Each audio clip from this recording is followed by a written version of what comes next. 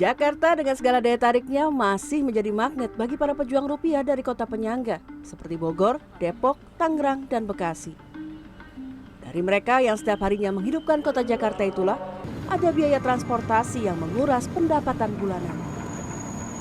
Data Kementerian Perhubungan tahun 2025 menunjukkan Kota Bekasi menduduki posisi pertama sebagai kota dengan biaya transportasi bulanan tertinggi mencapai lebih dari 1,9 juta rupiah atau 14% dari pendapatan warga Bekasi.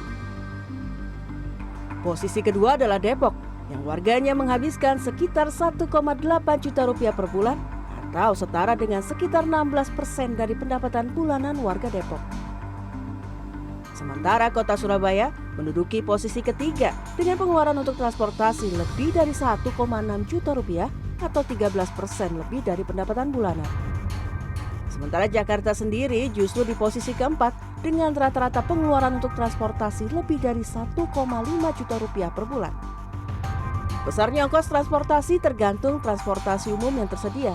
Tak hanya murah, tapi juga mudah diakses.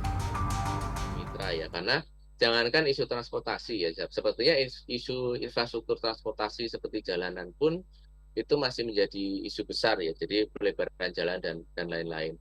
Kalau argumennya adalah anggaran, sebenarnya APBD wilayah mitra di Jakarta itu anggaran real sekarang ya, dan sebenarnya potensi anggarannya sepertinya akan jauh lebih besar bahkan dibanding wilayah-wilayah di luar Jakarta, yang ternyata wilayah luar Jakarta itu juga bisa kok membangun dan merawat infrastruktur transportasinya. Bank Dunia menetapkan ongkos ideal transportasi per bulan menghabiskan 10% dari pendapatan bulanan. Seli Silvana, warga Bekasi mengamini besarnya biaya transportasi yang harus ia keluarkan. Setiap bulan ia harus menyisihkan 15% dari gajinya untuk biaya transportasi. Setiap hari Seli harus memarkirkan motornya di tempat parkir dekat stasiun Bekasi, kemudian berlanjut menaiki kereta komuter.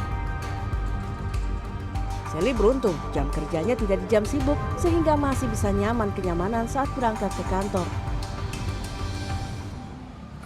Udah sampai setelah melakukan perjalanan dari jam berapa tadi itu? Kita naik kereta 9.13. Sekarang udah jam 10.10. Berarti hampir 1 jam ya?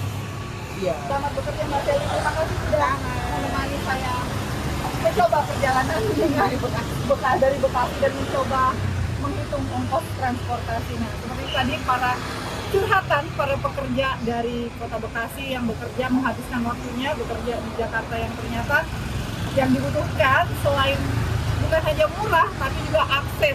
Karena ternyata kalau tidak ada akses ya tetap saja tidak jadi murah ongkos transportasi publiknya.